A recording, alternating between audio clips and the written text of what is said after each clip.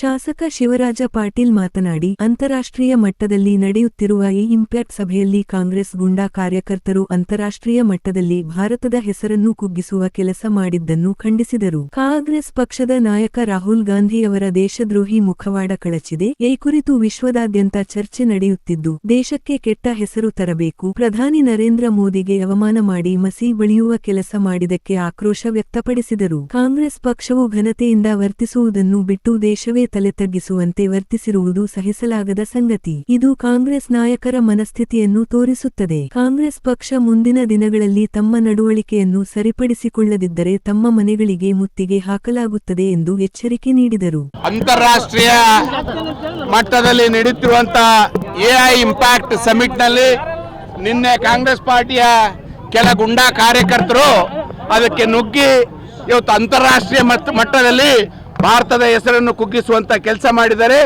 ಇದು ಕಾಂಗ್ರೆಸ್ ಪಾರ್ಟಿಯ ಮತ್ತು ಅದರ ನಾಯಕರಾದಂತಹ ರಾಹುಲ್ ಗಾಂಧಿ ಅವರ ದೇಶದ್ರೋಹಿ ಮುಖವಾಡ ಕಳಚಿದೆ ಅಂತ ಹೇಳಿಕ್ಕೆ ಬಯಸ್ತೇನೆ. ಇವತ್ತು ಯಾವ ರೀತಿ ಎಐ ಸಮಿಟ್ ಬಗ್ಗೆ ವಿಶ್ವಾದ್ಯಂತ ಚರ್ಚೆ ಆಗ್ತಾ ಇದೆ ಅಂತದಕ್ಕೆ ಒಂದು ಕೆಟ್ಟ ಹೆಸರು ತರಬೇಕು, ಅದರ ಮೂಲಕ ಭಾರತ ದೇಶಕ್ಕೆ ಕೆಟ್ಟ ಹೆಸರು ತರಬೇಕು, ಅದರ ಮೂಲಕ ನರೇಂದ್ರ ಮೋದಿ ಅವರಿಗೆ ಮಸಿಬಳಿಯುವಂತ ಕೆಲಸ ಏನು ಕಾಂಗ್ರೆಸ್ ಪಾರ್ಟಿಯವರು ಮಾಡ್ತಾ ಇದ್ದಾರೆ. ಇದನ್ನ ಖಂಡಿಸಿ ಇವತ್ತು ರಾಯಚೂರು ನಗರದ ಬಿಜೆಪಿ ಪಕ್ಷದ ವತಿಯಿಂದ ನಾವು ಇವತ್ತು ಕಾಂಗ್ರೆಸ್ ಪಾರ್ಟಿಗೆ ಮುತ್ತಿಗೆ ಹಾಕುವಂತ ಕೆಲಸ ನಾವು ಕೈಗೊಂಡಿದ್ದೇವೆ. ಇವತ್ತು ನಾವು ಕಾಂಗ್ರೆಸ್ ಪಾರ್ಟಿಗೆ ಎಚ್ಚರಿಕೆ ಕೊಡಲಿಕ್ಕೆ ಬಯಸ್ತೇವೆ. ನೀವೇನಾದರೂ ನಿಮ್ಮ ನಡವಳಿಕೆ ಸರಿಪಡಿಸಿಕೊಳ್ಳದಿದ್ರೆ ಮುಂದಿನ ದಿನ ನಿಮ್ಮ ಮನೆಗೆ ನುಗ್ಗಬೇಕಾಗುವಂತ ಪರಿಸ್ಥಿತಿ ನಿರ್ಮಾಣ ಆಗ್ತದೆ ಅಂತ ಹೇಳಿಕೆ ಬಯಸ್ತೇನೆ. ಶೃಂಗಸಭೆಯಲ್ಲಿ ಅವ್ಯಾಚ್ಯ ಶಬ್ದಗಳನ್ನು ಬಳಸಿ ಇವತ್ತಿನ ದಿವಸ ಕಾಂಗ್ರೆಸ್ ಪಕ್ಷದ ತಮ್ಮ ಸಣ್ಣತನವನ್ನು ತೋರಿಸಿರ್ತಾರೆ. ಅದಕ್ಕಾಗಿ ನಾವು ಇವತ್ತು ದೇಶಾದ್ಯಂತ ಉಗ್ರ ಹೋರಾಟವನ್ನು ಕಾಂಗ್ರೆಸ್ ಸರ್ಕಾರದ ವಿರುದ್ಧ ಇವತ್ತು ಪ್ರತಿಭಟನೆಯನ್ನು ಮಾಡುತ್ತಿದ್ದೇವೆ.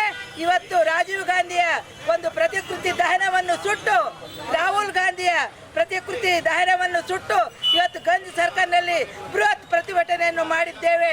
ಬರೋ ಭಾರತ್ ಮಾತಾ ಇರಲಾದಂತ ಕಾಂಗ್ರೆಸ್ ಪಕ್ಷ ಇವತ್ತು ಇಡೀ ಜಗತ್ತಿಗೆ ಹೆಸರುವಾಸಿ ಆಗಬೇಕು. ಆ ರೀತಿ ನಮ್ಮ ನರೇಂದ್ರ ಮೋದಿ ಅವರು ಈ ಇಡೀ ಜಗತ್ತಿಗೆ ನಾವು ಒಂದು ದೊಡ್ಡ ಮಟ್ಟದಲ್ಲಿ ಭಾರತ ಅಂದ್ರೆ ಏನಂತ ತೋರಿಸ್ಕೊಟ್ಟಿದ್ದಾರೆ. ಇವತ್ತು ಯೂತ್ ಕಾಂಗ್ರೆಸ್ ಏನಿದೆ ನಿನ್ನೆ ಬಹಳ ನೀಚ ನಿಕೃಷ್ಟ ಮಟ್ಟದಲ್ಲಿ ಇಡೀ ದೇಶವನ್ನು ಮಾನ ಮರ್ಯಾದೆ ತೆಗೆಯುವಂತ ಕೆಲಸ ಮಾಡಿದೆ. ಇದಕ್ಕೆ ನಾವು ಇಡೀ ಭಾರತಾದ್ಯಂತ ನಮ್ಮ ಪಕ್ಷ ಭಾರತೀಯ ಜನತಾ ಪಾರ್ಟಿ ದೊಡ್ಡ ಮಟ್ಟದ ಹೋರಾಟ ಮಾಡಿದೆ. ಜೈ ಹಿಂದ್, ಜೈ ಕರ್ನಾಟಕ. ಈ ಸಂದರ್ಭದಲ್ಲಿ ಬಿಜೆಪಿ ಜಿಲ್ಲಾ ಪ್ರಧಾನ ಕಾರ್ಯದರ್ಶಿ ರವೀಂದ್ರ ಜಲ್ದಾರ್, ಸಂತೋಷ್, ರಾಘವೇಂದ್ರ ಉಟ್ಕೂರು, ಬಂಡೇಶ ವಲ್ಕಂದಿನ್ನಿ, ಶಂಶಾಲ, ನರಸಪ್ಪ ಯಕ್ಲಾಸಪೂರ, ಪಿ. ಯಲ್ಲಪ್ಪ, ಕಡಗೋಲ ಆಂಜನೇಯ, ನರಸರೆಡ್ಡಿ, ಮೌನೇಶ, ಶರಣಮ್ಮ ಕಾಮರೆಡ್ಡಿ, ಅನಿತಾ ಬಸವರಾಜ, ರಾಜೇಶ್ವರಿ ಸೇರಿದಂತೆ ಅನೇಕ ಕಾರ್ಯಕರ್ತರು ಭಾಗವಹಿಸಿದ್ದರು.